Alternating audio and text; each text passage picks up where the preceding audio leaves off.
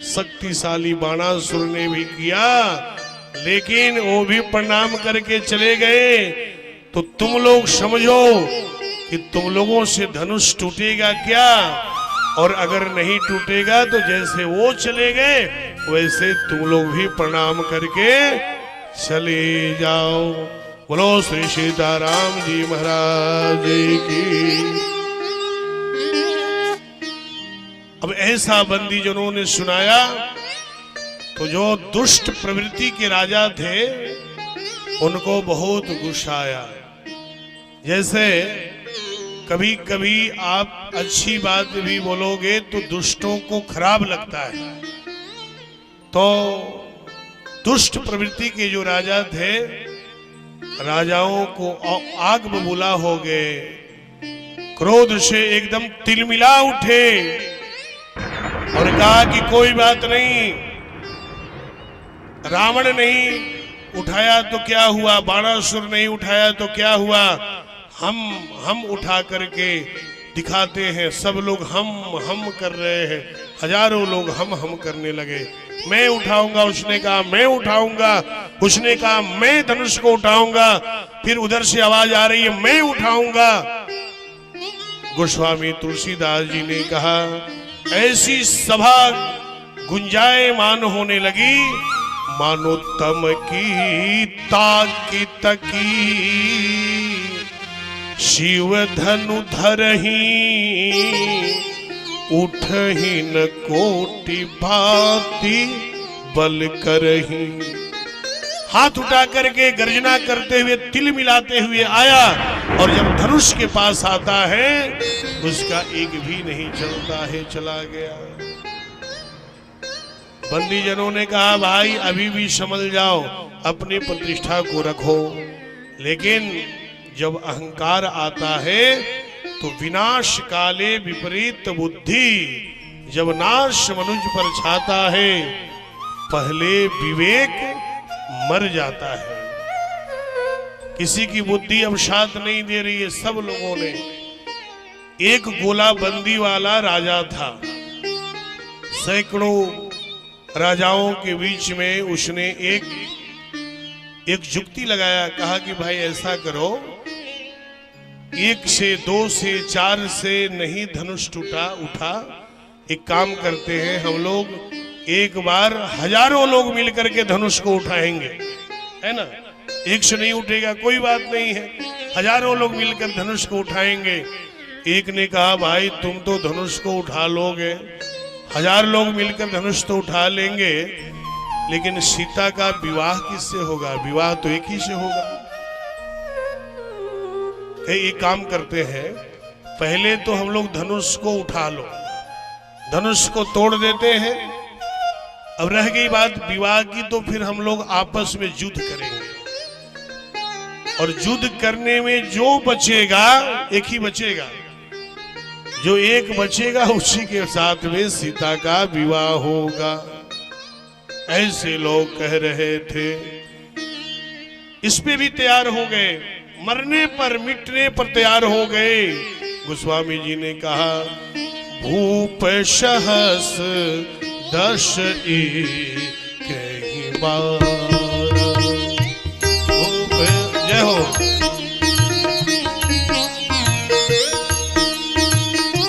भूप सहस 10 कहीं बार।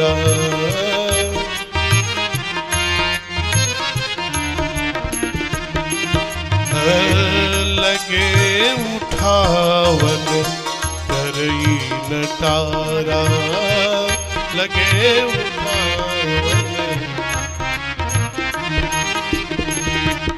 देखिए इस चौपाई के तो कई अर्थ हैं।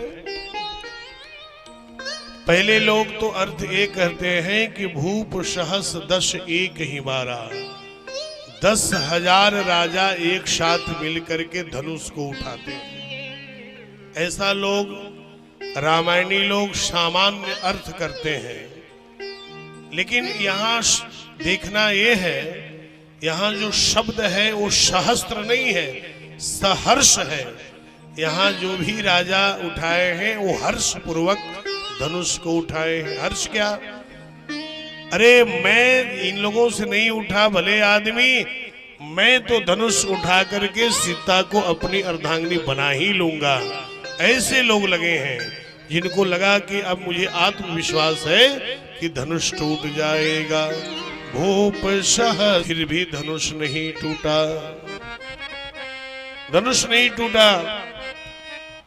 अब जनक जी महाराज को लगा कि भाई इतनी सुबह से लेकर के और कितने समय व्यतीत हो गए, अभी तक धनुष नहीं टूटा। तब जनक जी महाराज को थोड़ा मन में ग्लानि हुआ, लगता है कि मैंने ऐसा क्या प्रण ले लिया कि वो प्रण मेरा पूरा नहीं होगा। और आर्त भाव में श्री जनक जी महाराज कहते हैं कि तजहुआस निज निज गृह जाऊं, तजहुआस निज गृह जाऊं, लिखन विधि वैदेही विवाह,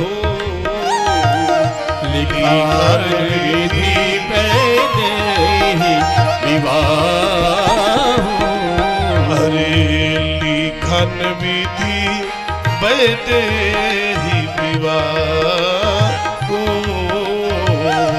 लिखन विधि वैदेही विवाह। जनक जी ने कहा कि तजहु आस निज निज गृह जाऊं।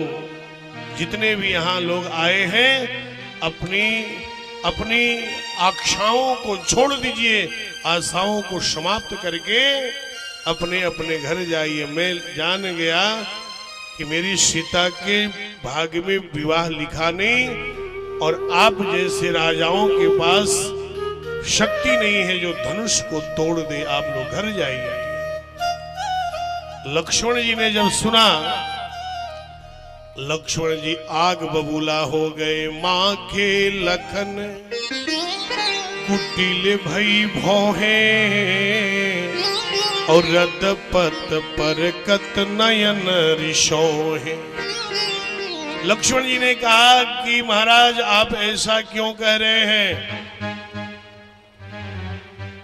ये धरती जो है, जनक जी ने कहा कि वीर विहीन धरा में जानी, मैं जान गया कि इस धरा में कोई वीर नहीं है। लक्ष्मण जी ने कहा महाराज आप वीरों को कहे हैं, हाँ मान लिया जाए कि वीरों में इतनी ताकत नहीं है, हम वीर नहीं हैं, हम रघुवीर हैं, रघुवीर। और केवल आदेश हो जाए तो भैया की क्या बात है, मैं आकर के धनुष तोड़ दूंगा, है ना। लेकिन इसके साथ में जो प्रतिज्ञा है, प्रण है, वो थोड़ा गड़बड़ है। नहीं तो अभी तक मैं धनुष तोड़ देता। अगर धनुष के साथ में प्रण नहीं होता, इस धनुष के साथ में प्रण है कि जो धनुष को तोड़ेगा उसी के साथ में सीता का विवाह होगा। अगर ये प्रण न होता तो आपको कहने की जरूरत नहीं होती, मैं पहले ही तोड़ देता। बोलो श्री सीताराम जी महाराज की। राम जी ने इशारा किया, लक्ष्मण तुम्हें बोलने की कोई आवश्यकता नहीं है। अगर प्रभु का इशारा हो ना, ये धनुष का क्या, जो तुम्हारी अनुशासन पावा और कंदुक एक ब्रह्मांड उठाओ।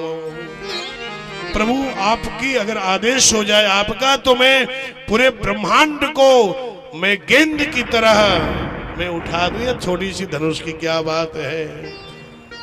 लक्ष्मण जी आग बबूला हो गए। कांचे घट जिमी दारो भोरी, मैं ब्रह्मांड को कांचे घड़े की तरह फोड़ डालूं, कांचे घड़े। राम जी ने इशारा किया। राम जी ने कहा सयन ही रघुपति लखन निवारे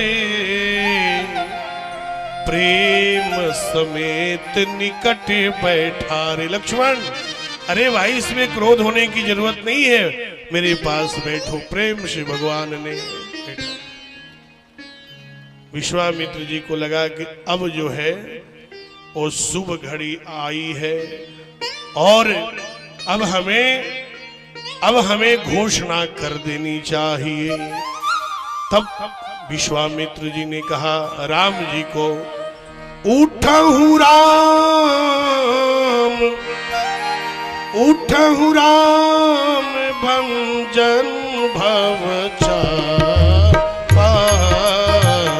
उठहु राम भंजे भव चापा। मिटहु तात जनक परितापा। मिटहु तात जनक परितापा। मिटहु तात जनक परितापा। मिटहु तात जनक परितापा। प्रभु रामचंद्र जी विश्वामित्र जी महाराज के आदेश को प्राप्त करके और खड़े हो गए। और जब धनुष की ओर बढ़ने लगे तो सीता मैया भगवान गणेश को मनाने लगी। वक्रतुंड महाकाय सूर्यकोटि समप्रभा निर्विघ्नं कुरु मे देव सर्वकार्येषु सर्वदा। बोलो गणेश भगवान की जय हो। गणेश भगवान को सीता मैया मना रही है। गणनायक बर दायक देवा। गणनायक बर दायक देवा। गणनायक बर दायक देवा। गणनायक बर दायक देवा। आजू लगे कि न्यू हम सेवा। आज लगे हम सेवा। आज लगे कि न हो तुम सेवा। आज लगे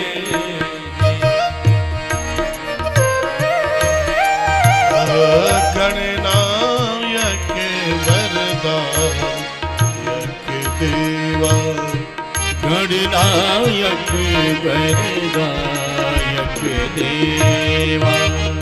सीता माता कहती है गणेश भगवान से कि मेरे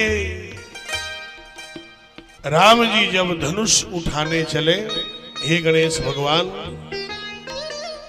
तो जैसे राजाओं के समय में आप भारी थे, वैसे राम जी के समय उठाते समय आप भारी नहीं रहेंगे, हल्का हो जाएंगे। करहु चापे गुरुता अति थोरी। हल्के हो जाएंगे जिससे राम जी तोड़ सके। ऐसा सीता मैया गणपति भगवान को स्तुति कर रही है।